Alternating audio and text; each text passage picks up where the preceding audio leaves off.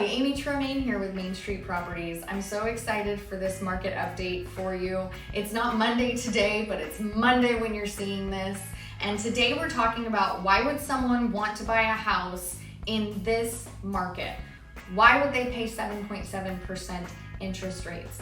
Why would they pay what we're paying for housing along with that interest rate? Why would anyone subject themselves to buying a house right now? Well, stay tuned for this video and I'll tell you why.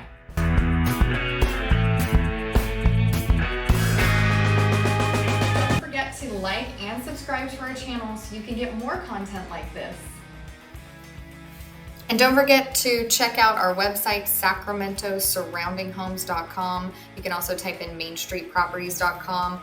On this website, you can check out all we have to offer, including our Sell Your Home feature to get a free home valuation, or our Buy a Home feature where you can search for any properties via zip code, neighborhood names, city names. You can see all property details. You can request more information from us, and you can save these to your favorites as well so you can find them at a later date. We would love to help you with your real estate needs, so feel free to reach out anytime. I'm back, and as promised, we're going to talk about why would someone want to buy a home in this market. In fact, let's take a very specific scenario that I've been hearing quite a bit from people, which is I have pretty good rent. It's going to be much cheaper for me to keep renting than it is for me to buy a home. So why would I buy a home? Let's go over the scenarios together. So I've got two sides here. We've got the renting situation, we've got a buying situation.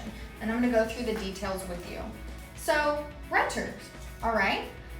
In the Sacramento area, you could probably get a 2-bedroom, 1-bath, half side of a duplex for about $1,800 to $2,000 right now if you went out and looked for a lease right now.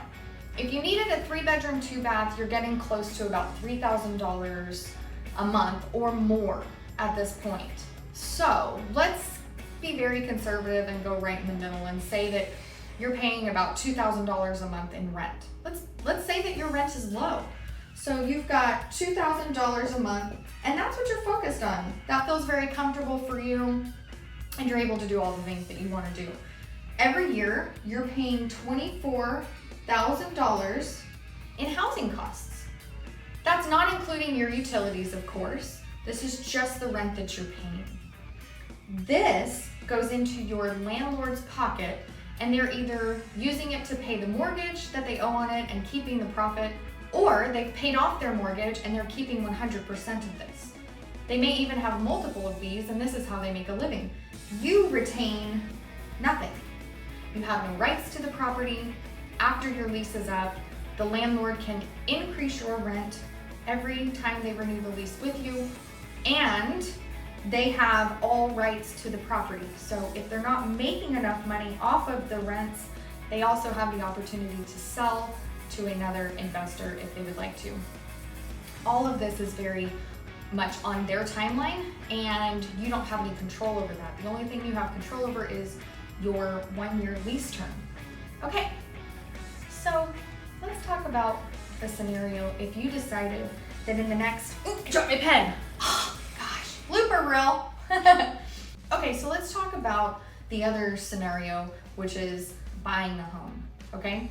I'm gonna do this on the lower end price points because that's where a lot of first-time home buyers start out in what we call a starter home. So it's not going to be at the top of the market. So let's say you've got a purchase price of $300,000. And if you're thinking, Amy, where am I gonna find a home for $300,000? There's lots of townhomes available, condos available, and if you're willing to drive just outside of Sacramento, I'm helping clients find $300,000 homes easily.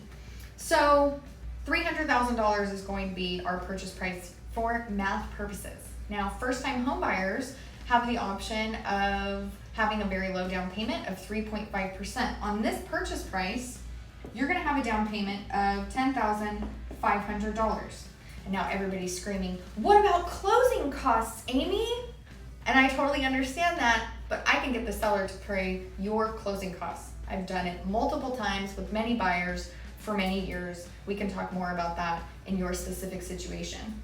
So you've got $10,500 that you need to put down. However, unlike your security deposit, this actually goes towards your down payment, not the damages that you create in the property while living there. So this $10,500 actually goes against this balance, so you owe them less money. It's almost a forced savings account. You're not losing. I hope that makes sense. So you've got $10,500 down payment. Amy's gonna get your closing costs covered. I'm such a good realtor. Okay, so at this point, your payment's gonna be about $2,700. And you're probably asking yourself, there's the catch, and why would I subject myself to paying an extra $700 a month in housing costs? Amy, are you crazy? Well, I'm crazy like a fox. So you're gonna pay $2,700 a month. $2,000 of that is going to go back to pay off that balance. It's a forced savings account. You're going to be paying about $700 in taxes and fees. Isn't that mind-blowing? These are just taxes and fees. That's a good thing. Majority of your payment is going back to pay off your balance, right? This $700 is also a write-off. A lot of the tax benefits of owning a home come from the fees that you pay. You get to write those off at the end. So let's just talk about the $2,000 in equity you get. That's the same $24,000, but instead of it going in the garbage, or in other words, a landlord's pocket that's not your pocket, this is building in equity. On top of that, I like to tell my clients that every year they're probably going to see about a 4 to 5% return on their equity of their property. All right, so 5% equity on $300,000, that's another $15,000 that you'll gain just by going to sleep at night and paying your mortgage. So over the course of the next year, if you want to stay as a renter, you can. I get it. It makes sense to a lot of people financially, but just remember that it's only a liability, and that $24,000 you're not saving. You don't get anything at the end. If we can work out a situation where you could buy a home and it would feel comfortable for you, we could get you in for relatively low first investment, and then next year you can put about $39,000 into your own pocket. So that's why a lot of people want to buy a home, no matter what the interest rate is. And if you're looking to get into a scenario like this, or if you're just looking to get more information, we would love to help you. Reach out to us anytime. Thanks for watching. Have a great day.